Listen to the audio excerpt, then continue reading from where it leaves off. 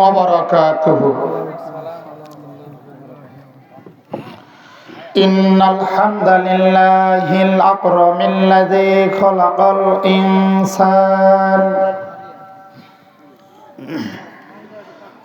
الإنسان وكرمه وعلمه من البيان ما لم يعلم فسبحان الذي لا يحصى امتنانه باللسان ولا بالقلم. نشهد أن لا إله إلا الله وحده لا شريك له ونشهد أن سيدنا وحبيبنا ومولانا محمدا عبده ورسوله الذي أرسله بالحق بشيرا ونذيرا وداعيا إلى الله بإذنه وسراجا وقمرا منيرا.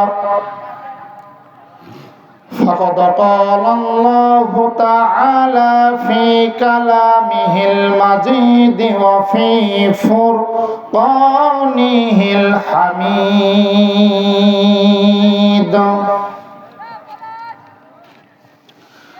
সবাই জবান খুলে পড়ি আউযু বিল্লাহি মিনাশ শাইতানির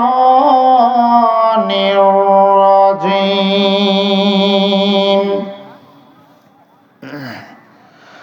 বিসমিল্লাহির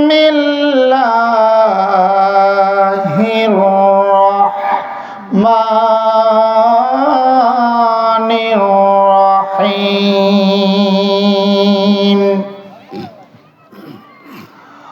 وقضى ربك ألا تعبدوا إلا إياه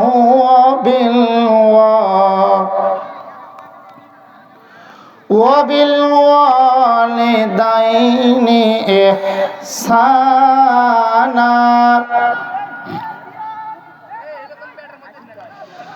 إما يبلغن عندك الكبر أحدهما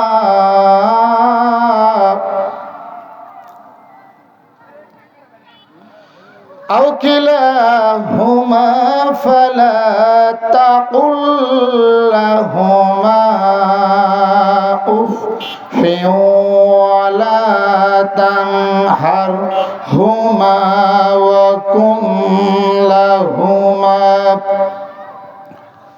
وقل لهما قولا كريما.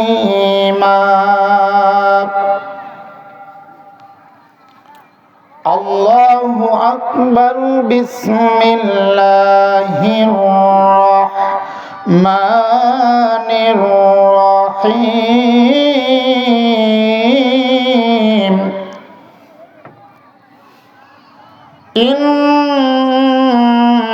الله وملائكته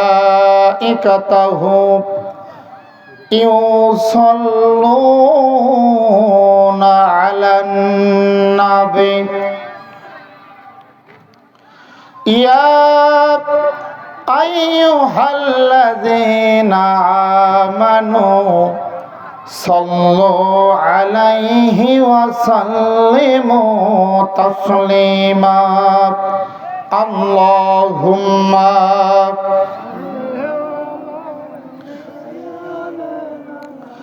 مولانا محمد وعلى آله سيدنا حبيبنا محمد. اللهم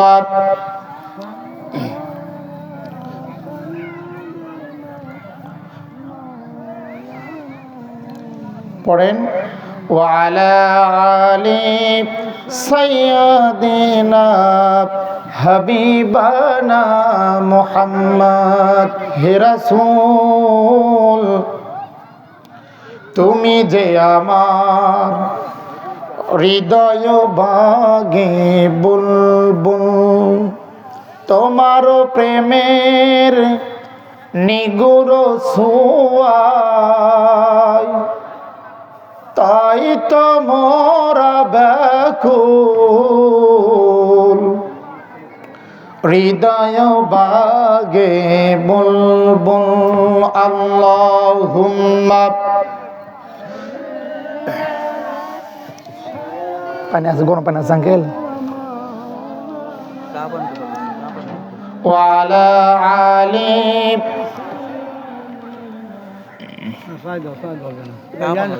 খিমা ফালাত কাপ ইস্তাদি উসি নাম সে নবশ হসনি তবশ ইমাদা উসি নাম সে বলাগল উলাব বিকমালিহি কশফত তুজা বিজমালিহি হাসুনাত জমিউ খিসালিহি সাল্লু আলাইহি ওয়া আলিহি। মোদের নবী সবার সেরা, নূরুন আলা নূর, নূরে তাহার হাসলো ধারা, আধার হলো দূর। কোমল হাসিন মিষ্টি অতি মধুর স্বভাব তার, সেই নবী তার দরুদ পড়ি স্বজন হাজার বার। মা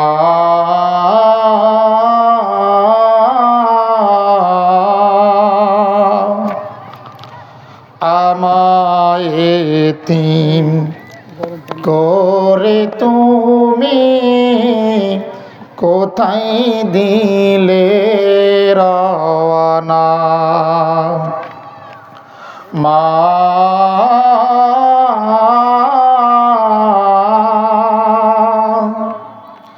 আমায় এতিম করে তুমি কোথায় দিলে রওয়ানা।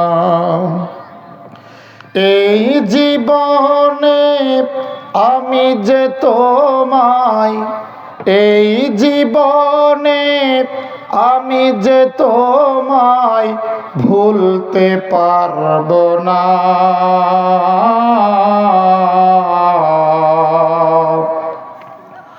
আমায় এতিম করে তুমি কোথায় দিলে রওয়ানা, আমায় এতিম করে তুমি কোথায় দিলে রওয়ানা। এত ডাকি মাগো তোমায়, সারা তুমি দাও না আমায়।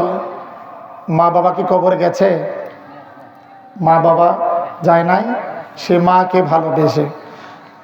এত ডাকি মাগো তোমায়, সারা তুমি দাও না আমায়।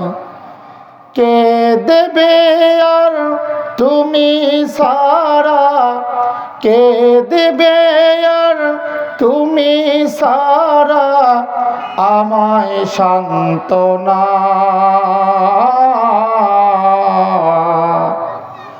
আমায় এতিম করে তুমি কোথায় দিলে রওয়ানা, মা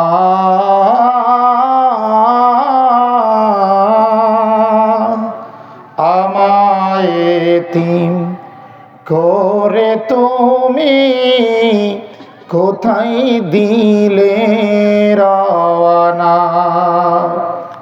আলহামদুলিল্লাহ আমলিচুকাই মধ্যপাড়া বাইতুন নূর জামে মসজিদের উন্নয়ন কল্পে আজকের এই জান্নাতি বাগিচার তাফসিরুল কোরআন মাহফিল, আজকের এই মাহফিলের সম্মানিত সভাপতি, সহসভাপতি, প্রধান অতিথি, প্রধান বক্তা, আমার পরে যিনি আলোচনা করবেন অত্যন্ত কুকিল কুণ্ঠি সমষ্টভাষী হাজারো আলেমের উস্তাজ মাওলানা মোহাম্মদ আমিনুর রহমান বারাকাল্লাহু ফি হায়াতি ওয়া ইলমিহি ওয়া আমলিহি। আমার সাথে বসে আছেন আমার অত্যন্ত প্রিয় ভাই ফেরদাউস রহমান ভাইয়ের সুযোগ্য পিতা, এবং আমার সামনে বসা গুটি কয়েক কোরআন প্রেমিক ভাইয়েরা। পদ্মার অন্তরালে বসে আছেন সর্বগুণে গুণান্বিতা মা এবং বোনেরা। সকলের কাছে আমার দ্বীনি সালাম, প্রাণ উজাড় করানো সালাম। আসসালামু আলাইকুম ওয়া রাহমাতুল্লাহি ওয়া বারাকাতুহু। লোক যে কয়েকজনই হোক, যদি রহমত করেন কে, বিজয় অর্জন করা সম্ভব। কথা বলেন ঠিক কিনা? আসলে মাহফিলের যারা আঞ্জাম দেয়, আঞ্জামদাতা, অন্তত পক্ষে তাদেরকে মাহফিলের প্যান্ডেলের মধ্যে বসা উচিত। কথা বলেন ঠিক কিনা? আমি বক্তা যেটা বলি সেটা যদি না করি আমার শ্রোতারা করবে? কথা বলেন করবে? আসলে পাশেই মেলা বসেছেন, মেলাতে সার্কাস, বিভিন্ন ধরনের ঘোরাঘুরির খেলনা এসেছেন। কথা বলেন ঠিক কিনা?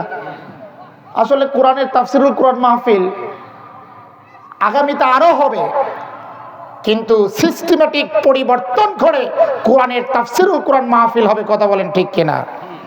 মাহফিল হবে ঠিক, কিন্তু মাহফিলের 100 গজের মধ্যে কোন দুনিয়াবি খেলনা, কোন দুনিয়াবি দোকান পাট বসতে দেওয়া যাবে না। কথা বলেন ঠিক কিনা?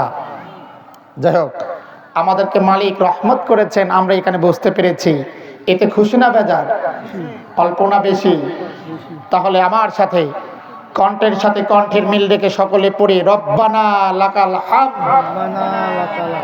হামদান কাসীরান তাইয়িবান মুবারাকান ফীহি ইয়া রাব্বি লাকাল হামদু কামা ইয়ানবাগি লিজালালি ওয়াজহিকা ওয়া আযীমি সুলতানিক। আমরা শুকরিয়া করলাম কার? আল্লাহ। আরো জোরে বলেন কার? আল্লাহ। আল্লাহর শুকরিয়া ছাড়া কোন নেতার প্রশংসা করা যাবে? দুনিয়াবি কোন নেতার যদি প্রশংসা করি, ওই নেতার এখনই প্রশংসা করি, একটু কিছুক্ষণের মধ্যেই ওই নেতার নামে নিন্দনীয় কোনো কথাবার্তা বের হওয়ার সম্ভাবনা আছে না নাই? একদল স্বৈরাচার পালিয়েছে, আর এক দলের উৎপত্তি হয়েছে। কোরআনের তাফসিরুল কোরআন মাহফিল বন্ধ করে দেওয়ার চেষ্টা করছে। আলেমদের কথা বলে, আলেমদের কথা বারণ করে দেওয়ার জন্য, আলেমদের কথা বলা বন্ধ করে দেওয়ার জন্য তারা চেষ্টা করছে। তোমাদের চেষ্টা কোনো সার্থক হবে না, আমাদের চেষ্টা এখনো সার্থক হবে, আগেও সার্থক হবে। কথা বলেন ঠিক কিনা? এই জন্য রবের দরবারে প্রশংসা করার প্রয়োজন আছে না নাই? বলি আলহামদুলিল্লাহ। এটা কি মাস? আরবি কি মাস? যদি হইতো বৈশাখ, তাহলে তো সবারই মন থাকতো। বৈশাখ মাস হইলে সবারই মন থাকতো, স্মরণ থাকতো। আর যুবকদের সামনে আসছে ফেব্রুয়ারি মাস, 14ই ফেব্রুয়ারি। যুবকদের জন্য এই মাস, এই দিনটা অত্যন্ত একটা স্মরণীয় দিন। কথা বলেন ঠিক কিনা? এটা হলো রজব মাস, অত্যন্ত সম্মানিত মাস রজব মাস। রাসূল করিম সাল্লাল্লাহু আলাইহি ওয়াসাল্লাম যখন এই মাস পেতেন, রাসূল করিম সাল্লাল্লাহু আলাইহি ওয়াসাল্লাম দোয়া পড়তেন, আল্লাহুম্মা বারিক লানা ফি রজব ওয়া শাবান ওয়া বাল্লিগনা রমাদান। এই দোয়া রাসূল করিম সাল্লাল্লাহু আলাইহি ওয়াসাল্লাম পড়তেন, কথা বলেন ঠিক কিনা? আল্লাহ আমি রজব পেয়েছি, আমার তাকদিরে আমার নসিবে রজব এবং শাবানের বরকত দান করো, আর রমাদান পর্যন্ত আমার হায়াতকে বৃদ্ধি করে দাও। এই দোয়া কে পড়তেন বলেন? এই দোয়া কে পড়তেন? রাসূল করিম সাল্লাল্লাহু আলাইহি ওয়াসাল্লাম পড়তেন। বলুন তো সেই দোয়া আমার আপনার পড়ার প্রয়োজন আছে না নাই? এই দোয়া পড়ি, এই দোয়াকে আমরা পড়ি, আল্লাহুম্মা বারিক লানা ফি রজব ওয়া শাবান ওয়া বাল্লিগনা রমাদান। এই দোয়া আমার জীবনে, আপনার জীবনে, সকলের জীবনে পড়ার প্রয়োজন আছে না নাই?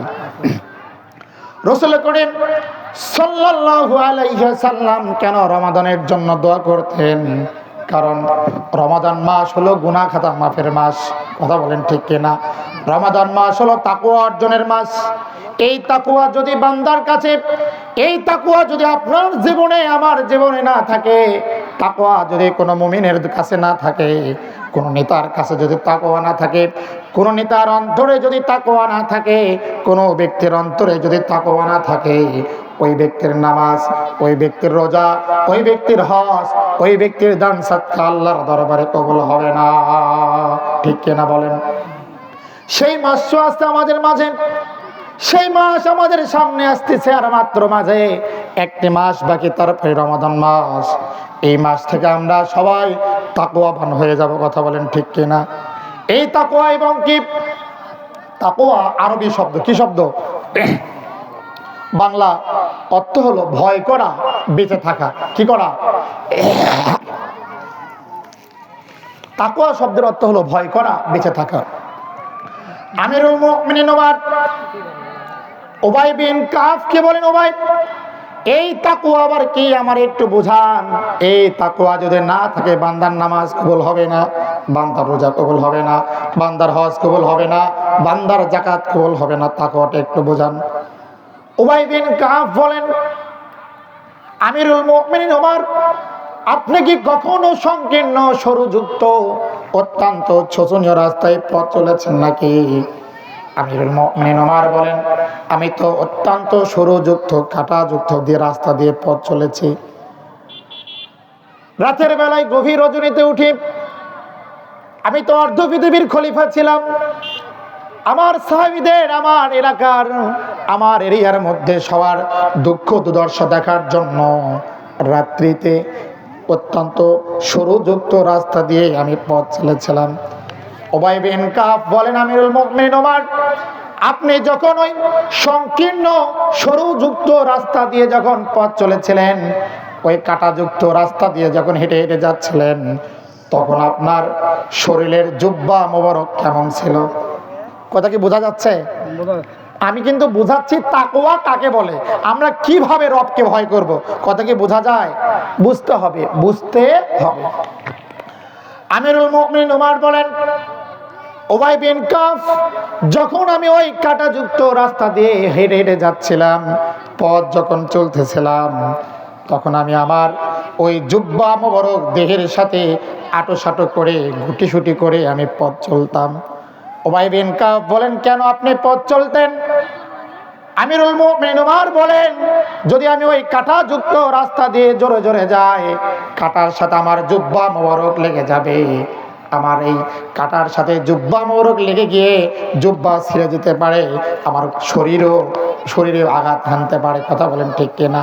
উবাই বিন কাফ বলেন, তাকওয়া এমন জিনিস, আপনি যখন রাস্তায় চলবেন, আপনার হাত জিকির করবে, আপনি কি খাচ্ছেন, হালাল না হারাম খাচ্ছেন, কোন পথে ব্যয় করছেন, কোন নেতার পেছনে স্লোগান দিচ্ছেন, নামাজ পড়ছেন কিনা, এই সব ভয় করে, আল্লাহকে ভয় করে যদি আপনি চলতে পারেন, রব্বুল আলামিনকে ভয় করে, রব্বুল আলামিনকে ভয় করে, ভয় করে করে জীবন গড়ানোর নামই হলো তাকওয়া। বলেন সুবহানাল্লাহ। এই তাকওয়া আমাদেরকে অবলম্বন করতে হবে। তাকওয়া যদি না থাকে, বান্দার নামাজ কবুল হবে না, বান্দার রোজা কবুল হবে না, বান্দার হজ কবুল হবে না, বান্দার যাকাত কবুল হবে না। যদি না থাকে বলেন, তাকওয়া যদি না থাকে। সম্মানিত ভাইয়েরা, আমি যে আয়াতে কারিমা তেলাওয়াত করেছি, এই আয়াতে কারিমার উপরেই কিছু সংক্ষিপ্ত কথা, সংক্ষিপ্ত আলোচনা রেখে এখান থেকে বিদায় নেব ইনশাআল্লাহ। শুনতে রাজি আছি তো সবাই? শুনতে তো রাজি আছি? সম্মানিত হাজিরিন, সম্মানিত ভাইয়েরা, তাকওয়া আবার কি? আমার বন্ধুগণ, আমার ভাইরা, আমার ঠেলার নাম বাবাজি। ঠেলার নাম কি? ঠেলার নাম এমন ঠেলা এসেছেন, রায় বাহাদুর অনেক মাস্তানি করেছে, যখন দেখলো আর হলো না, ঠেলা যখন ওঠে তখন বিড়ালও গাছে চড়ে। রায় বাহাদুর যখন দেখলেন আর থাকতে পারলাম না, বিমানে চড়ে রায় বাহাদুর পালিয়ে গিয়েছে। কথা বলেন ঠিক কিনা? আমার ভাইয়েরা, এক রায় বাহাদুর পালিয়েছে আর এক রায় বাহাদুর জন্ম নেওয়ার চেষ্টা করছে। আল্লাহর কসম করে বলি, এক রায় বাহাদুর বিমানে চড়ে পালিয়েছে। তোমরাও যদি কোরআনের সাথে বেঈমানি করো, আলেমের সাথে বেঈমানি করো, ওই রায় বাহাদুর বিমানে চড়েছে, তোমরা ভ্যানে চড়ার মতো সুযোগ বাংলার তাওহীদি জনতা তোমাদের দেবে না। কথা বলেন ঠিক কিনা? খেলার নাম বাবাজি। ভাত খাওয়ার দোয়া আছে না নাই? খাবার দোয়া আছে না নাই? ঘুমানোর দোয়া আছে না নাই? গাড়ি চড়ার দোয়া আছে না নাই? কোরআন পড়ার দোয়া আছে না নাই? বিড়ি খাওয়ার দোয়া আছে না নাই? নাই। চরকিতে চড়ার দোয়া আছে না নাই? নাই। আমার ভাইয়েরা, আমার ঠেলার নাম বাবাজি। একজন ব্যক্তি নৌকায় চড়ার জন্য, নদী পার হওয়ার জন্য নদীর ধারে চলে গেলেন। বলুন তো, নৌকায় চড়ার দোয়া আছে না নাই? বলেন। আছে। বিসমিল্লাহি মাজরিহা ওয়া মুরসাহা ইন্না রাব্বিল গফুরুর রহিম। এই দোয়া যখন পড়া লাগে, বলুন তো, এটা হলো নৌকায় চড়ার দোয়া। কিসে চড়ার দোয়া? বলেন। নৌকায় চড়ার দোয়া। একজন বান্দা যখন নৌকায় চলল, তখন নৌকায় চড়ার সময় এই দোয়া পড়লেন না। নৌকায় চড়ার সময় দোয়া পড়লেন না। যখন নৌকায় চড়ে যখন বাঙালি নদী, যমুনা নদী পার হওয়ার জন্য যাচ্ছিলেন, ইন দা মিন টাইম ঠিক নদীর মাঝপথে নৌকা আটকিয়ে গেছে। বলুন তো, ওই নদীর মাঝপথে থেকে যিনি বাঁচাবেন তিনি কে?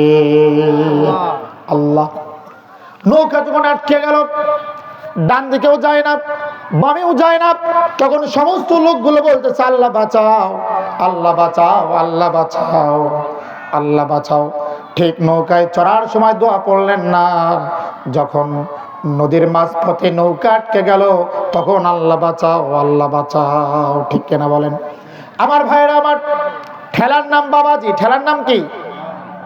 তিনজন ব্যক্তি পাহাড়িয়া রাস্তা দিয়ে যাচ্ছিলেন, হেঁটে হেঁটে যাচ্ছিলেন, কোন এক উদ্দেশ্য নিয়ে যাচ্ছিলেন। আমার বন্ধুগণ, রাত্রি হয়ে গেল। বলুন তো, রাত্রি থাকার জন্য জায়গার প্রয়োজন আছে না নাই? পাহাড়িয়া একটা পথ দিয়ে যাচ্ছিলেন তিনজন ব্যক্তি। কয়জন ব্যক্তি? তিনজন ব্যক্তি যাচ্ছিলেন। হঠাৎ করে সন্ধ্যা ঘনিয়ে আসলো। ওই গর্তের মধ্যে লুকালেন, গর্তের মধ্যে রাত্রি যাপন করবেন, এইটা বিবেচনা করে ওই গর্তের মধ্যে প্রবেশ করলেন। ইন দা মিন টাইম ওই সময়ে বিশাল একটা পাথর এসে ওই কূপের মুখ চাপা দিল। কার মুখ? বলুন তো, অক্সিজেন যদি না নেই, কার্বন ডাই অক্সাইড যদি না ছেড়ে দিই, আমরা কি বাঁচবো? বাঁচবো না। বলুন তো, ওই কূপের মধ্যে যিনি অক্সিজেন দেবেন তিনি কে? আল্লাহ। আমার ভাইরা, আমার বন্ধুগণ, আমার ভাইরা, তিনজন ব্যক্তি বেকায়দায় পড়লেন আর সাহায্য চাইলেন আল্লাহর কাছে। আল্লাহ ও রব্বুল আলামিন, কিভাবে আমরা এই কূপের মধ্য থেকে বাঁচতে পারি? আল্লাহ, তুমি আমাদেরকে বাঁচায়া দাও। তিনজন ব্যক্তি বলছেন, ভাইজান, যার যে আমল আছে, যার যে আমল রবের দরবারে পছন্দের আছে, সেই আমলগুলো আল্লাহর দরবারে পেশ করো। একজন বলতেছেন, একজন বলেন, ও আল্লাহ, আমার ওই একটা আমলের কথা মনে হয়ে গেল। কোন আমলের কথা? আমি বাহিরে ছিলাম, আমি যখন ঘরেতে আসলাম, বাড়ির মধ্যে যখন আসলাম, এসে দেখে আমার স্ত্রী আমার জন্য এক পেয়ালা দুধ রেখেছেন। কি রেখেছেন? বলেন। কি রেখেছেন? দুধ রেখেছেন এক পেয়ালা। ওই দুধটুকু আমার ছেলে মেয়েরা খাওয়ার জন্য কান্না করছেন, ক্ষুধার যন্ত্রণায় কান্না করছেন। ওই দুধ আমিও খেলাম না। পাশের ঘরেই আমার বৃদ্ধা মা, বৃদ্ধ বাবা শুয়ে আছেন, বৃদ্ধ মা শুয়ে আছেন। ওই দুধ আমি না খেয়ে আমার সন্তানকে না দিয়ে পাশের ঘরে গিয়ে দেখি মা আমার ঘুমান্ত। আমি ওই দুধের পেয়ালা হাতে নিয়ে মায়ের শিওরের পাশে দুধের পেয়ালা নিয়েই দাঁড়িয়ে আছে মায়ের পাশে। হু আল্লাহ, মা যখন ঘুম থেকে জাগ্রত হলেন, মায়ের যখন ঘুম ভেঙে গেল, তখন আমি আমার ওই দুধ আমি নিজে না খেয়ে আমার মাকে দিলাম।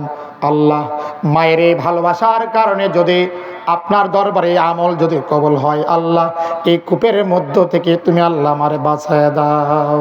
বলুন তো, ওই কূপের মধ্য থেকে এই কথা বলার সঙ্গে সঙ্গে যিনি কূপের ওই পাথরের 4 ভাগের 1 ভাগ যিনি সরালেন তিনি কে বলেন? যিনি সরালেন তিনি কে? আল্লাহ। 1 ভাগ সরে গেল কিসের জন্য? ভালো একটা আমলের জন্য, ভালো একটা আমলের জন্য। আর একজন বলছে, আল্লাহ আমার আর একটা আমল আছে, এই আমল যদি তোমার দরবারে কবুল হয়ে যায়, এই আমলের বদৌলতে তুমি আল্লাহ আমারে বাঁচায় দিও। বলতেছেন, আল্লাহ আমি একদিন আমার বাড়িতে এক বৃদ্ধ মানুষ, একজন ব্যক্তি কাজ করলেন, কাজ শেষে পারিশ্রমিক না নিয়েই তিনি চলে গেলেন। আমি ওই টাকাটা আমার কাছে আমি রাখলাম না, ওই টাকাটা আমার কাছে আমি রাখলাম না। আমি কি করলাম? ওই টাকা দিয়ে একটা ছাগল ক্রয় করলাম। কি ক্রয় করলেন বলেন? কথা বলেন। ছাগল ক্রয় করলাম। ও আল্লাহ, ওই ছাগল থেকে বিশাল ছাগল পাল হয়ে গেল। হায় আল্লাহ তাআলা, একদিন ওই ব্যক্তি চলে আসলেন, আসার পরে আমি তার হাতে ওই টাকাটা দিলাম না, একটা ছাগল দিলাম না, আমি তার হাতে ওই সম্পূর্ণ ছাগল পালটাই তুলে দিলাম। বলেন সুবহানাল্লাহ। আল্লাহ তাআলা রব্বে কারীম যদি এই আমলটুকু তোমার দরবারে কবুল হয়ে যায়, আল্লাহ তাআলা এই আমলের বদৌলতে তুমি আল্লাহ বাঁচাও। আর একজন বলেন, আল্লাহ আমি আমার চাচাতো বোনের সাথে জিনা করার জন্য যাচ্ছিলাম। বলুন তো, আমার সমাজে জিনা আছে না নাই? আছে না নাই? ইফটিজিং আছে না নাই? অ্যাডামটেজ আছে না নাই? আল্লাহি, আল্লাহর কসম করে বলি,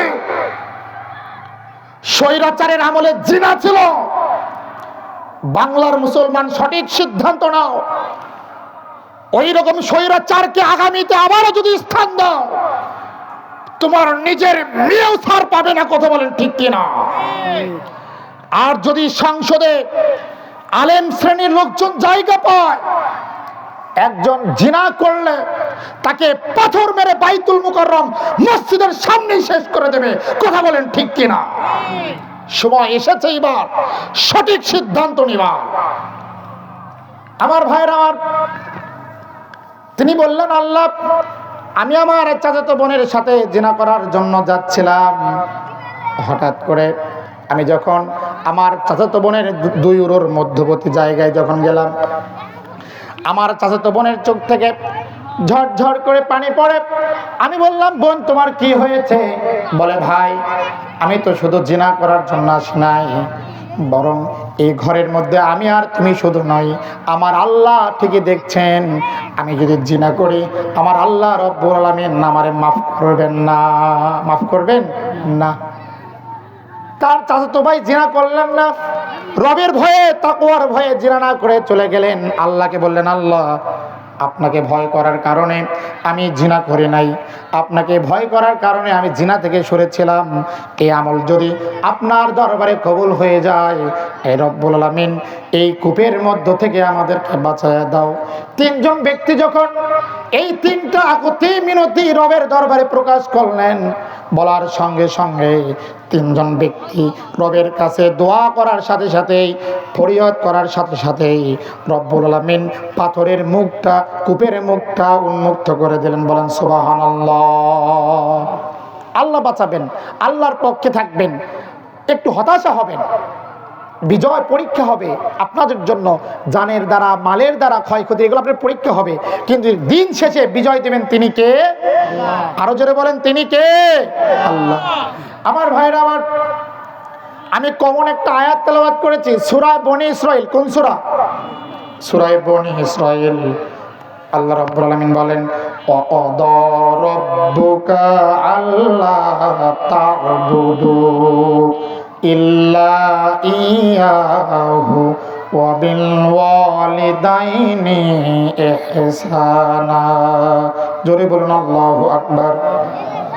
আল্লাহ রাব্বুল আমিন বলেন, ওয়াকাদা রাব্বুকা আল্লা তা'বুদু, আমি আল্লাহ আমর করলাম, আদেশ করলাম, আমাকে ব্যতীত কারো ইবাদত করা যাবে না। বলেন তো ইবাদত করতে হবে কার? আল্লাহ। আরো জোরে বলেন ইবাদত করতে হবে কার? আল্লাহ ছাড়া কারো ইবাদত করা যাবে না, কারো গোলামি করা যাবে না, কারো বন্দেগী করা যাবে না। তারপর আল্লাহ রাব্বুল আমিন বলেছেন ইয়াহু ওয়া বিল ওয়ালিদাইনি ইহসানা, আর প্রত্যেকটা আদম সন্তান তোমরা সবাই মা বাবার সাথে ভালো ব্যবহার করো। কার সাথে? মায়ের সাথে ভালো ব্যবহার করো, বাবার সাথে ভালো ব্যবহার করো। রব্বে কারীম কুরআনুল কারীমে আরেক জায়গায় বলেছেন ওয়া'বুদুল্লাহা ওয়া লা তুশরিকু বিহি শাইয়্যা ওয়া বিল ওয়ালিদাইনি ইহসানা। জোরে বলুন আল্লাহু আকবার।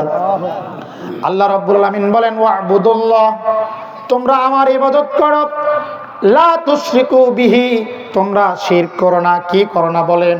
শিরক করো না। ওয়া বিল ওয়ালিদাইনি ইহসানা, আর পিতামাতার সাথে তোমরা ভালো ব্যবহার করো, কারণ পিতামাতার মুখ হলো মক্কা আর মদিনা। ঠিক কিনা বলেন? বোঝা যাচ্ছে কি? আমার প্রসঙ্গ হবে মা বাবাকে নিয়ে। আল্লাহ বলেছেন আমার ইবাদত করো, তোমরা শিরক করো না। কি করো না? তাহলে বলুন তো মায়ের সাথে বাবার সাথে আবার শিরক কেন দিলেন? প্রশ্ন আছে না নাই? আল্লাহ তো এই আয়াত তো অন্য জায়গায় দিতে পারতেন, কিন্তু এখানে কেন দিলেন? আল্লাহ তো জানেন এই সমাজে শিরকিয়াত হবে, সন্তান বাবাকে দেখতে পারে না, মায়েকে দেখতে পারে না। মা বৃদ্ধাশ্রমে, বাবা বৃদ্ধাশ্রমে, মা ভিখারির মতো দিন যাপন করছেন, বাবা ভিখারির মতো রাত্রি যাপন করছেন। আর ওই সন্তান খাসি নিয়ে গরু নিয়ে বাবার দরবারে যায়, মাজারে যায়। বলুন তো এমন সন্তান আছে না নাই? আরো জোরে বলেন এমন সন্তান আছে না নাই? আমার ভাইয়েরা, 3 শ্রেণীর ব্যক্তির দোয়া কবুল হয়ে যাবে। 1 নাম্বার হলো, তার মধ্যে হলো মা বাবা। মা বাবা যদি কোনো সন্তানের জন্য দোয়া করে, দোয়া কবুল হবে। তাহলে বলুন তো আল্লাহ যেই জায়গায় শিরকের কথা বললেন, বলার পেছনে যুক্তি আছে না নাই? আছে না নাই? ইবাদতের ক্ষেত্রে শিরক। কোন সন্তান যদি মাজারে যায়, মাজারে গিয়ে যদি গরু খাসি নিয়ে যায়, আর বাবার দরবারে যদি যায়, গিয়ে যদি বলে বাবা, বাবা, ও বাবা আমার একটা বাচ্চা দাও। বাবা কি বাচ্চা দেওয়ার মহাজন? বাবা কি বাচ্চা দেওয়ার মহাজন? বাবা বাচ্চা দেওয়ার মহাজন নয়। চাইতে হলে চাইবো কার কাছে? আল্লাহর কাছে। চাইবো কার কাছে? কিন্তু সন্তান গরু খাসি নিয়ে বাবার দরবারে যায়, বাবা, ও বাবা আমার একটা বাচ্চা দিবা। বাবা নাকি বাচ্চা দেওয়ার মহাজন। নাউজুবিল্লাহি মিন যালিক। আল্লাহর কসম করে বলি, যেদিন কোরআনের রাজ কায়েম হবে, এমন ভণ্ডদের দরবার বাংলার জমিনে থাকবে না। হক্কানি পীর ওলি আউলিয়ার আস্তানা বাংলার জমিনে আগেও ছিল, এখনো থাকবে। বলুন তো এখন ঘরে ঘরে পীর আছে না নাই? ঘরে ঘরে পীর। এই জন্য আল্লাহ বলেছেন তোমরা কি করো না? শিরক করো না। ইন্না শিরকা লা যুলমান আযীম, কারণ শিরক হলো চরম জুলুম, অপরাধ। শিরকের গুনাহ আমি আল্লাহ মাফ করব না। আমার ভাইয়েরা, আমার বন্ধুগণ, আন আবি উমামাহ রাদিয়াল্লাহু তাআলা আনহু আন্না রাজুলান ক্বালা ইয়া রাসূলুল্লাহি সাল্লাল্লাহু আলাইহি ওয়াসাল্লাম মা হাক্কুল ওয়ালিদাইনি আলা ওয়ালাদিহিমা ক্বালা হুমা জান্নাতুকা ওয়া নারুকা। রাসূল করিম আন আবি উমামাহ রাদিয়াল্লাহু তাআলা আনহু বর্ণিত, তিনি বলেন আন আবি উমামাহ মানে এই ব্যক্তি হতে বর্ণিত। বোঝা যাচ্ছে? আন আবি উমামাতি রাদিয়াল্লাহু তাআলা আনহু আন্না রাজুলান, একজন ব্যক্তি, আন্না রাজুলান ক্বালা ইয়া রাসূলুল্লাহি সাল্লাল্লাহু আলাইহি ওয়াসাল্লাম। রাসূল করিম সাল্লাল্লাহু আলাইহি ওয়াসাল্লামকে বললেন, আল্লাহর হাবিব সাল্লাল্লাহু আলাইহি ওয়াসাল্লাম পিতামাতার প্রতি সন্তানের হক কতটুকু? রাসূল করিম সাল্লাল্লাহু আলাইহি ওয়াসাল্লাম উত্তর দিলেন, কলাহুমা জান্নাতুকা ওয়া নারুকা। পিতা মাতার প্রতি সন্তানের হক হলো তোমার মা তোমার জন্য জান্নাত, তোমার মা তোমার জন্য জাহান্নাম। কথা বলেন ঠিক কিনা? মাকে ভালোবাসবে, বাবাকে ভালোবাসবে, জান্নাত পাবে। মাকে ভালোবাসবে না, বাবাকে ভালোবাসবে না, জান্নাত পাবে না। আমার বন্ধুগণ, আমার ভাইরা, আমার মায়ের ভালোবাসা, মায়ের স্নেহ মমতা প্রত্যেকটা সন্তানের প্রতি আছে না নাই বলেন? আছে। সন্তান যদি বিদেশে মারা যায়, সন্তান যদি আমেরিকায় মারা যায়, সন্তান যদি ইউরোপে মারা যায়, কেউ যদি না জানে, বলুন তো আগে জানে কে? আগে জানে মাই। আমার ভাইরা, আমার বন্ধুগণ, আমরা তো একজনের কথা জানি, বাইজিদ বুস্তামি রহমতুল্লাহ আলাই। কে? এই বাইজিদ বুস্তামি একজন আল্লাহর ওলি ছিলেন, সুলতানুল আরিফিন ছিলেন, একজন আল্লাহর ওলি ছিলেন। বলুন তো আল্লাহর ওলি কি এমনিতেই হয়েছে নাকি? এমনিতেই হয়েছে না। আল্লাহর ওলি হওয়ার পেছনে একটাই কারণ, মায়ের দোয়া। কার দোয়া বলেন? মায়ের দোয়া। আমার ভাইরা, আমার বন্ধুগণ, আমার ভাইরা, বাইজিদ বুস্তামি রহমতুল্লাহ আলাই যখন মায়ের গর্ভে ছিলেন, ইন দ্য মিন টাইম তখন তার বাবা মারা যায়। তার বাবা কি হয়? মারা যায়। আমার ভাইরা, মারা যাওয়ার পরে মা নিয়ত করেছেন, আমার সন্তানকে আমি ডাক্তার বানাবো না, আমার সন্তানকে আমি ইঞ্জিনিয়ার বানাবো না, আমার সন্তানকে ম্যাজিস্ট্রেট বানাবো না, আমার সন্তানকে আমি কোরআনের একজন আলেম বানাবো। কারণ আমি মারা গেলে ওই সন্তান আমার পাশে বসে কোরআনুল কারীম তেলাওয়াত করবে, ওই সন্তান আমার জন্য জানাজা করবে। আমার বন্ধুগণ, বাইজিদ বুস্তামিকে মাদ্রাসায় ভর্তি করালেন। ভর্তি করানোর পরে বাইজিদ বুস্তামির মুহতামিমকে বললেন, ওস্তাদকে বললেন, ওস্তাদ, যতদিন পর্যন্ত আমার বাইজিদ বড় আলেম না হয়েছে, ততদিন পর্যন্ত আমার বাইজিদ যেন মাদ্রাসা থেকে বাড়িতে না যায়, বাড়িতে না যায়। কে বলেছেন? মা বলেছেন। মায়ের ভালোবাসা কতটুকু দেখেন, সন্তানকে আলেম বানাবে। আর আজকে যারা পর্দার আড়ালে যে মা বসে আছেন, এই সৎ নিয়ত নেন, আপনার সন্তানকে আলেম বানান। বৃদ্ধ বয়সে বুড়া মানুষ যখন হবেন, যখন আপনি হাঁটতে পারবেন না, যখন আপনি চলতে পারবেন না, ওই সময় ওই সন্তান আপনাকে কখনোই ছেড়ে যাবে না। কথা বলেন ঠিক কিনা? একদিন বাইজিদ বুস্তামি ওস্তাদকে বললেন, ওস্তাদ, আমি একটু বাড়ি যাব। ওস্তাদ বললেন, না, তোমার মা তোমারে আলেম বানাবে, আলেম না হওয়া পর্যন্ত তুমি বাড়িতে যেতে পারবে না। মনে বড় দুঃখ নিয়ে, কষ্ট নিয়ে 22 পারা পর্যন্ত কোরআন হিফজ করেছেন, মুখস্থ করেছেন। মুখস্থ করে মায়ের কাছে চলে যাচ্ছেন অতীব তাড়াতাড়ি। দরজায় যা নক করলেন, মা, ও মা, বাড়িতে আছো, দরজাটা খোলো। মা উত্তর দিলেন, আমার বাইজিদ, তুমিও যদি আমার বাইজিদ হও, তারপরেও দরজা খুলবো না। কারণ কি? কারণ বাইজিদ যতদিন পর্যন্ত বড় আলেম না হবে, ততদিন পর্যন্ত বাইজিদের সঙ্গে আমি দেখা করব না।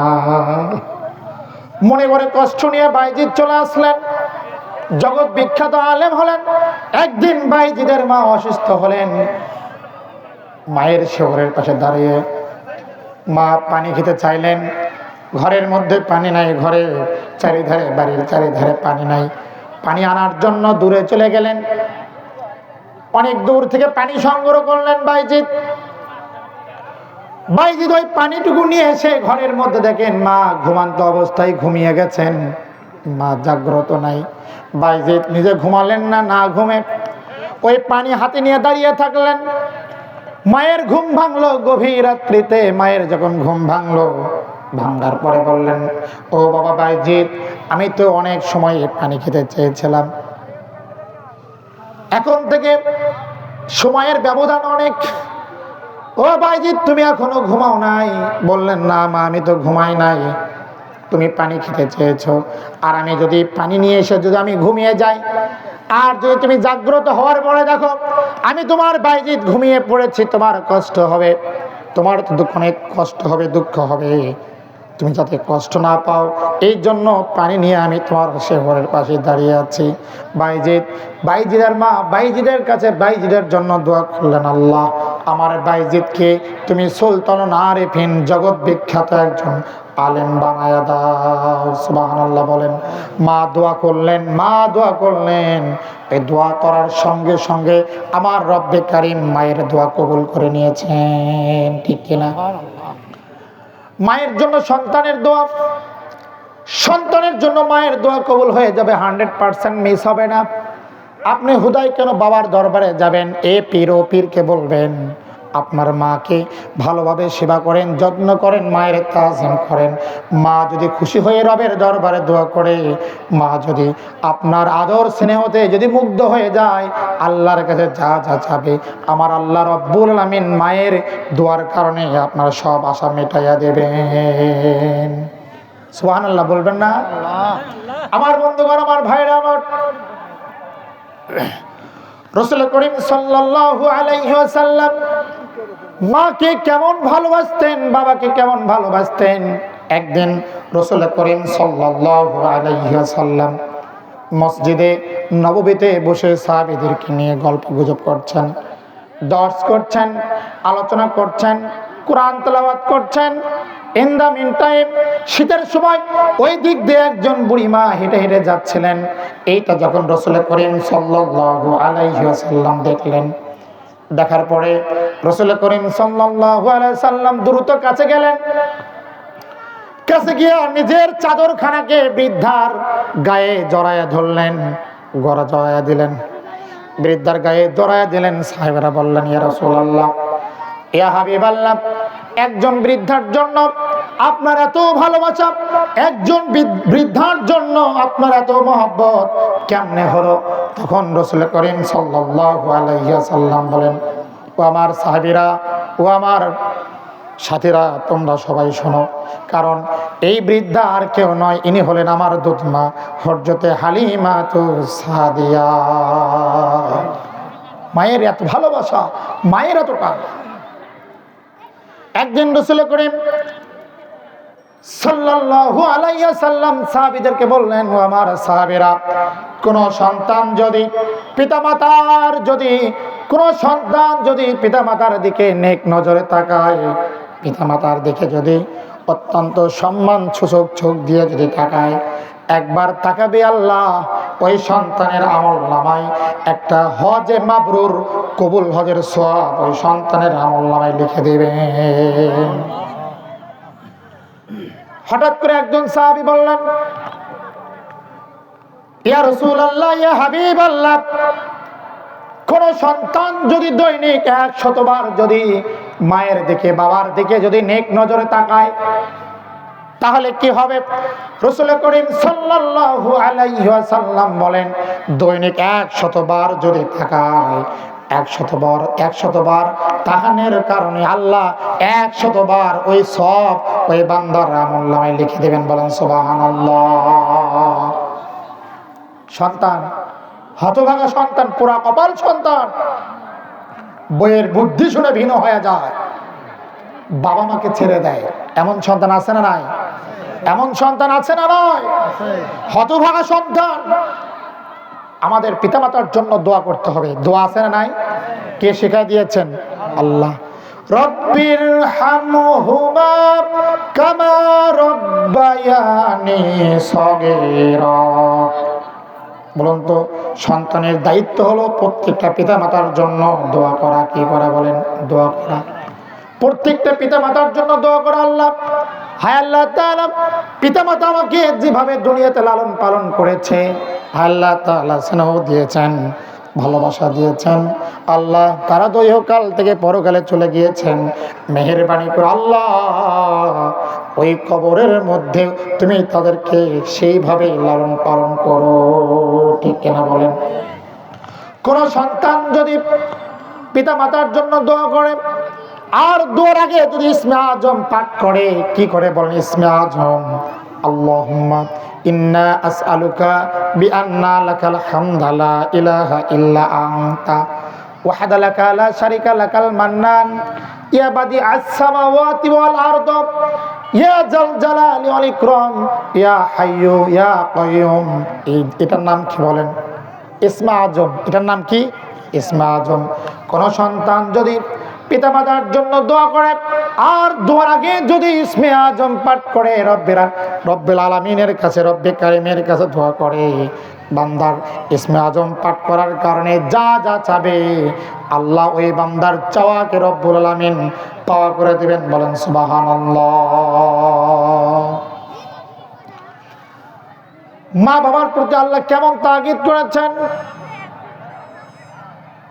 মা বাবাকে আল্লাহ কেমন ভালোবেসেছেন আমার বন্ধুগণ, আমার ভাইয়েরা আমার।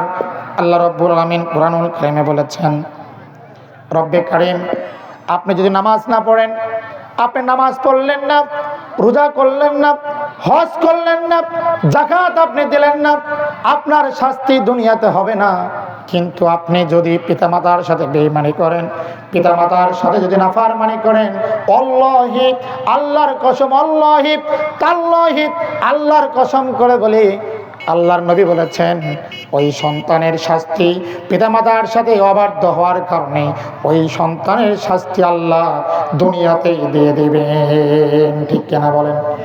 সন্তান যখন বাড়ি থেকে বের হয়ে যায়, গভীর রাত্রি হয়ে গেল, আমি বয়ান করতে এসেছি, আমার মা কয়েকবার ফোন দিয়েছে, আমার সঙ্গে কথা বলেছে, যতক্ষণ পর্যন্ত বাড়িতে না যাব গর্ভধারিণী মা আমার ততক্ষণ পর্যন্ত ঘুমাবেন না। ঠিক কিনা বলেন? ঘুমাবেন। আমার বন্ধুগণ, আমার ভাইরা আমার, একজন সন্তান বউ তাকে ইন্ডিকেট করলেন, তোমার মা ভালো না, তোমার মা ভালো না। কি করেছেন? বইয়ের কথা শুনে মাকে হাত ধরেছেন, হাত ধরে ওপর দিকে তুলে ছেড়ে দিয়েছেন মায়ের কপালে। মায়ের পাঁজরে আঘাত পেয়েছেন, মায়ের পাঁজরে আঘাত পেয়েছেন।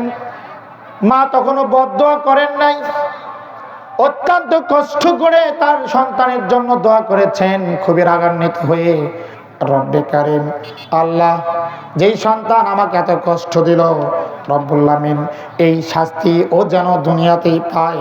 বলুন তো দোয়া কে করেছেন? মা করেছেন। দোয়া কে করেছেন? মা করেছেন। যখন ওই মা যখন মারা গেলেন, ওই মা যখন দুনিয়া থেকে চলে গেলেন, মাকে ঘর থেকে বের করে নাই, বের না করতেই ওই ঘরের মধ্যেই ওই সন্তানও দুনিয়া থেকে চলে গেলেন। বরং তো এই ফায়সালা কার? এই ফায়সালা কার? পিতা মাতাকে তাজিম করতে হবে, ভালোবাসতে হবে, কিন্তু পিতার চেয়ে ভালোবাসতে হবে কাকে বেশি? মাকে ভালোবাসতে হবে বেশি। কারণ মা একজন সন্তানকে 10 মাস 10 দিন গর্ভে ধারণ করেছেন। রাসূল করিম সাল্লাল্লাহু আলাইহি সাল্লামকে প্রশ্ন করলেন, ইয়া রাসূলুল্লাহ, পিতামাতার সেবা যত্ন তো আমরা ঠিকই করব, কিন্তু সবচেয়ে হকের দিক থেকে সবচেয়ে বেশি সেবা করবো কার? রাসূল করিম সাল্লাল্লাহু আলাইহি সাল্লাম বলেন, উম্মি, তোমার মায়ের। ওই সাহাবী বলেন, সুম্মা মান, এরপরে কে? বলে তোমার মা। বলছে সুম্মা মান, এরপরে কে? বলে তোমার মা। চতুর্থবারের কালে বলে তোমার পিতা। সম্মানিত হাজির, আমরা পিতা মাতার সেবা করব, যত্ন করব, তাজিম করব। আজকে যে কথাটা না বললে নয়, সাম্প্রতিক কিছু বিষয় আমাদেরকে জানার প্রয়োজন আছে না নাই? সামনে আসছে শুভ দিন, চিন্তা ভাবনা ছেড়ে দিন। আমরা কোন পথে যাব, কোন দিকে যাব, জানার প্রয়োজন আছে না নাই? দেখবেন এই সমাজে অনেক দল আছে যারা বলে আমরাই সঠিক, আছে না নাই? বলুন তো, আমি যদি টয়লেটে গিয়ে তসবিহ পড়ি আমার সওয়াব হবে? আল্লাহু আকবার বলি, সওয়াব হবে? আমি যদি টয়লেটে গিয়ে জয় বাংলা বলি, টয়লেটে বসে যদি আমি আল্লাহু আকবার বলি, তাহলে কি হবে? গুনাহ হবে। কি হবে? আর টয়লেটে বসে যদি জয় বাংলা বলি, কোনো কি গুনাহ হবে? তাহলে টয়লেটে বসে জয় বাংলা বলা যায় কি যায় না? যায়। যাদের অবস্থান টয়লেটে, বাংলার তাওহীদ জনতা এমন দল করতে পারে। আর যাদের অবস্থান, যাদের বাণী উচ্চারণ টয়লেটে করা যায় না, বাংলার তাওহীদি জনতা আগামীতে তাদেরকেই সিল দিবে। কথা বলেন ঠিক কিনা? আল্লাহ রাব্বুল আলামিন বলেন, বান্দা তোমরা কোন দল করবে, কোন দল করা যাবে না? আল্লাহ রাব্বুল আলামিন বলেছেন, ওয়া মাল্লাম ইয়াহকুম বিমা আনজালাল্লাহু ফাউলাইকা হুমুল কাফিরুন। রব্বে কারীম বলছেন, আমি যা নাজিল করেছি, আমি যা অবতীর্ণ করেছি, কোরআনুল কারীম দিয়েছি, এই কোরআন দিয়ে যারা বিচার কার্য ফয়সালা করে না তারা কাফের। তারা কি? কাফের। ফালা তুতিল কাফিরিন। এখানে এই আয়াতের মধ্যে কাফের বলা হয়েছে, ফাসিক বলা হয়েছে, জালিম বলা হয়েছে। যেই দল কোরআন দিয়ে বিচার কার্য ফয়সালা করে না, ওই দল বাংলার তাওহীদি জনতা কখনোই করতে পারে না। ফালা তুতিল মুকাজ্জিবিন। যেই দল মিথ্যাবাদী, যেই দল কি, এই দল বাংলার মুসলমান করতে পারে। কর্মীরাও জাহান্নামী, নেতারাও জাহান্নামী, কর্মীরাও। আমার দেশে কিছু দল ছিলেন, স্বৈরাচার একটা দল ছিলেন, ওই দলের শীর্ষস্থানীয় একটা নেতা ছিলেন, বক্তব্য দিচ্ছেন, ভাইরা আমার, আমি দেখলাম এত উন্নয়ন, আমি এই সময় যখন ঢাকা থেকে গেলাম, হাসিনের আমলে এত উন্নয়ন, রাস্তায় জ্যাম নাই। এই দলের নাম কি? এই লোকটার নাম কি? ওবায়দুল কাদের। এখন কি আছে? এখন নাই। অথচ ঢাকা থেকে আসার পরে 3 ঘন্টা রাস্তায় জ্যাম খাটলাম, 3 ঘন্টায় রাস্তায় জ্যাম। আরে মেয়ে, তুমি যখন যাও তখন কি করে? রাস্তায় পুলিশ প্রশাসন কি করে দেয়? ফাঁকা করে দেয়, রাস্তা ক্লিয়ার করে দেয়। এই জন্যই তো তোমার চোখের সামনে জ্যাম পড়ে না। আমার ভাইরা, যেই দলের কর্মীরা, নেতারা জনগণকে নিয়ে, পাবলিককে নিয়ে কল্পনাও করে না, চিন্তা ভাবনা করে না, মুসলমান তাওহীদি জনতা এমন দল কখনোই করতে পারে।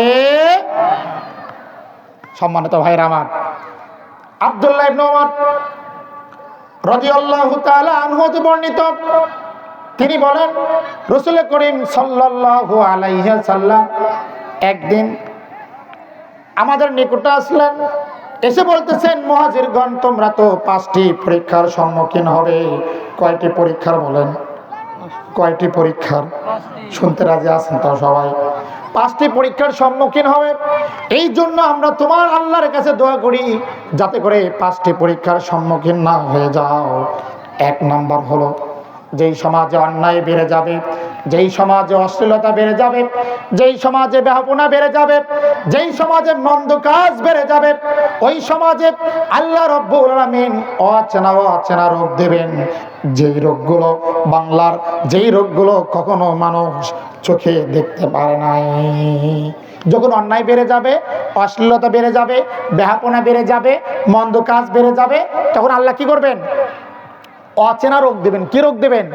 অচেনা রোগ দেবেন। কিছুদিন আগেই স্বৈরাচারের আমলে এসেছিলেন কি? করোনা। কি এসেছিলেন? করোনা এসেছিলেন। আল্লাহর গজব। থাকতে চেয়েছিল 41, কোথায় তোমার 41? আমি সাবধান করে দেই, বাংলাতে যারা নব্য স্বৈরাচার তৈরি হওয়ার চেষ্টা করছো, ওই স্বৈরাচারের মতো অবস্থা তোমার হবে। আজকের বাংলাদেশের একজন ফালতু নেতা মিজানুর রহমান আজহারি ভাইকে নিয়ে কথা বলেছে। বর্তমানে আগামীতে ছিলেন একজন গায়িকা, নাম হলো মমতাজ পাগলি। নাম কি? যার জন্মের পরিচয় নয়। বুখারী শরীফের 31 পারা থেকে কথা বলে, তিনি আলেমদের নিয়ে কথা বলেছেন। আমি বলতে চাই, ওই নেতাকে, একজন আলেমকে গালি দাও, আমি মনে করি তুমি পিতৃ পরিচয়হীন অবৈধ সন্তান। কথা বলেন ঠিক কিনা? এখন আপনারা বললেন, হুজুর কেন বলছেন? কারণ ছেলে সন্তান যখন হয়, ডান কানে আজান, বাম কানে আগাম। কে দেয়? কাকে দিয়ে নেন আপনারা? মুয়াজ্জিম থেকে না? মুয়াজ্জিম থেকে নেন। সম্মানিত ভাজেন, সম্মানিত ভাইয়েরা আমার, তাহলে যখন অন্যায় বেড়ে যাবে, অশ্লীলতা বেড়ে যাবে, তখন আল্লাহ কি দেবেন? অচেনা রোগ দেবেন।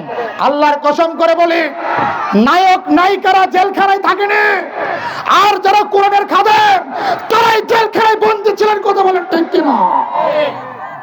আল্লামা সাঈদী চলে গিয়েছেন, তাকে শহীদ করে দেওয়া হয়েছে। এইরকম গর্জন, লিল্লাহে তাকবীর, লিল্লাহে তাকবীর, লিল্লাহে তাকবীর। দ্বিতীয় বক্তার আগমন, শুভেচ্ছা স্বাগতম। একটু ভালো করে সবাই আমার সাথে বলবেন, লিল্লাহে তাকবীর। মাহফিলের পক্ষ থেকে লাল গোলাপ শুভেচ্ছা। সম্মানিত হাজিরিন, তার সামনে কথা বলা আমার ঠিক না। বিভিন্ন নায়ক নায়িকারা, বিভিন্ন গায়ক গায়িকারা, নেতার ছেলেরা ইফটিজিং করে বাইরে ঘোরাফেরা করছে, আর যারা কোরআনের কথা বলছে তাদেরকে স্বৈরাচার জেলখানার মধ্যে ধরে অ্যারেস্ট করেছে। কথা বলেন ঠিক কিনা? সাঈদী তুমি মরনি। প্রত্যেকটা মুসলমানের কলেজের মধ্যে, প্রত্যেকটা মুসলমানের অন্তরের মধ্যে তোমার নাম গেঁথে দেওয়া আছে। কথা বলেন ঠিক কিনা? আল্লামা সাঈদী তুমি মরনি, শহীদ হয়েছ তুমি এটাই জানি। সবাই একটু পড়বেন তো। আমি আর 5টি বিষয় বলবো না, কারণ আমার হুজুর এসেছেন, তাকে রেখে কথা বলা আমার সম্পূর্ণটাই বেয়াদবি। খালি সঙ্গীতটা বলে আমি শেষ করবো। একটু বলেন, আল্লামা সাঈদী তুমি মরনি, শহীদ হয়েছ তুমি এটাই জানি, শহীদ হয়েছ তুমি এটাই জানি। কারাগারে কেটেছিলে 13টি বছর, বাতিল কেঁপেছে তোমায় দেখে থর থর। ঠিক কিনা? এখন কাঁপছে মিজানুর রহমান আজহারীকে দেখে 25 লক্ষ লোক হয়। এইটা দেখে 90 স্বৈরাচারের মাথা পর্যন্ত গরম হয়ে যাচ্ছে। কথা বলেন ঠিক কিনা? আগামীর রাষ্ট্র হবে, আগামীর সংসদ হবে কোরআনের সংসদ। এইটা থেকে তাদের মাথার চান্দি বান্দি গরম হয়ে যাচ্ছে। কথা বলেন ঠিক কিনা? সম্মানিত হাজিরিন, সঠিক সিদ্ধান্ত নেবেন। কোন অমানবিক নেতাকে যারা কোরআনের তাফসীরুল কোরআন মাহফিল বন্ধ করে দিতে চায়, যারা আলেমদের নামে আজহারীকে মাঝহারি বলে, যারা নামের কবির নামের প্রতিষ্ঠি করে নামের বিপরীতে কথা বলে, এমন দলের পক্ষে ভোট দেওয়া সিল দেওয়াতে থাকে। বিরত থাকবো কে? দু হাত তুলে আল্লাহকে দেখায়, লিল্লাহে তাকবীর। আল্লাহ তুমি এই সকল মানুষকে কবুল করে নাও। কোন স্বৈরাচারকে যেন এই হাত দিয়ে আমাদের সাক্ষ্য আল্লাহ যেন না দেয়। আল্লাহ আমাদেরকে সবাই করে কবুল করে নাও। ওয়া তাওফিক ইল্লা বিল্লাহ। এই বলে আমার সংক্ষিপ্ত কথা শেষ করছি। ওয়া আখিরু দাওয়ানা আনিল হামদুলিল্লাহি রাব্বিল আলামিন। আসসালামু আলাইকুম ওয়া রাহমাতুল্লাহি তাআলা ওয়া বারাকাতুহু।